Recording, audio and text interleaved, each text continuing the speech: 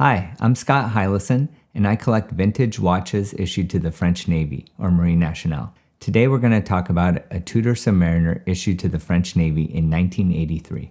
This is a Tudor Submariner, reference 94010. Its serial number is 63119. The case is 38 millimeters, and the lugs are 20 millimeters, which is consistent with all the Tudor Submariners we'll be talking about in this series. It was hard to find, so I reached out to other people that had this watch on Instagram and asked if maybe they would sell it to me. I didn't get any bites, but one owner connected me to the person that they had sold their watch to, and I reached out to that person and they kindly connected me to the person that they had sold the watch to. So I got about 3 levels deep before the trail went cold. Eventually, a dealer that I've worked with over the years, Zaf Basha of ClassicWatch.com, was able to source this example for me. This was the last Tudor MN to enter my collection. This watch is a black dial with a daggers and dots configuration. It also has a really unique hour hand, which collectors call the Lollipop hour hand, because it's a solid disc of luminous material on the hour hand instead of the more traditional Mercedes type hour hand that you'll see on other Tudor Submariners. There doesn't seem to be much rhyme or reason. There's not a specific serial range that has the solid Lollipop hour hand. As we'll see later in this series, I have an example that's just 2 serial numbers apart from this example that has a Mercedes style hour hand, but it's a great look. The case on this example is strong, but the chamfers have definitely been worn away over time or perhaps polishing. Being a 94010 model, it also has the triplock crown. And this was a watch that was issued in 1983, which represents the last of the Tudor Submariners issued to the French Navy. The bezel is black and you can see the fading, and it's bidirectional, which all these Tudor Submariners have. It's not a ratcheting bezel as you might expect on some of the later Tudor Submariners. Turning the watch over, we can see the engraving on the back, MN83. MN stands for Marine Nationale, or French Navy, and 83 indicates that this watch was issued in 1983. We can see on the case back here that there's evidence of this watch having been worn on a bracelet. While these were issued without a bracelet, it's okay that this watch has these marks because probably in civilian use, somebody put it on a bracelet, and that's okay. It's meant to be worn.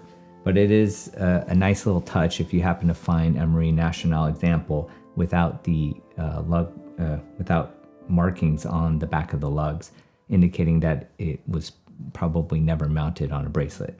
But what's great, because this watch already has these marks, that means I can put it on a bracelet and not worry about it too much, and it's a fun way to wear the watch.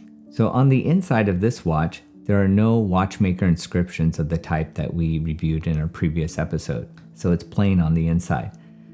But this watch came with a really interesting piece of provenance called the decommission paper. This is a paper that accompanied this watch. You can actually see that there's a piece of wire here that would have attached the watch to the paper when this was sold at a government auction. This paper may have accompanied the watch throughout its service in the French Navy, and it tells us a lot of useful information about how this watch was used and which unit. These decommission papers are exceptionally rare, so if you happen to get an example that has one, it's really special. The reason collectors call these decommission papers is because these papers were typically accompanying the watch at a government auction. When these were sold at government auction, these were effectively military equipment that was decommissioned, meaning that it was no longer property of the state and therefore passed into private hands or civilian hands and therefore decommissioned. And that's what this Reforme means on the stamp that's on this paperwork. This paper tells us some interesting things about this watch's history. For example, right up at the top, first we know that the serial number 63119 matches the watch, so that's good. It tells us it's a 94010 Tudor. It's a diving watch. It tells us that this watch was associated with the Commando Joubert, which is kind of like a Navy SEAL unit of the French Navy, and they would do maritime invention, direct action, land or sea assaults, that sort of stuff, which is really cool, by the way. This watch has some cool stamps on it from various departments of the French Navy, marking it as an official copy. It also tells us down here that it was issued to the French Navy in 1983 and specifically the first quarter of 1983. This is a little interesting piece of detail that you typically wouldn't get from just a watch because again, this just told us it was issued in 1983, but we didn't know much more. But with this paper, we know that it was issued in the first quarter of 1983, and even better, it was issued to a commando unit, the Commando Javert.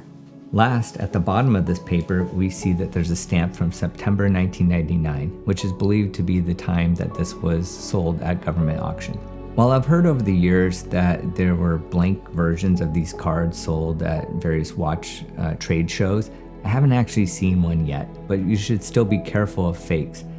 Definitely compare the font on these to other known examples of decommission papers and really make sure that everything else checks out because again, it's just a piece of paper and it can be easily faked. But if you are careful and do your research, you should be able to avoid it.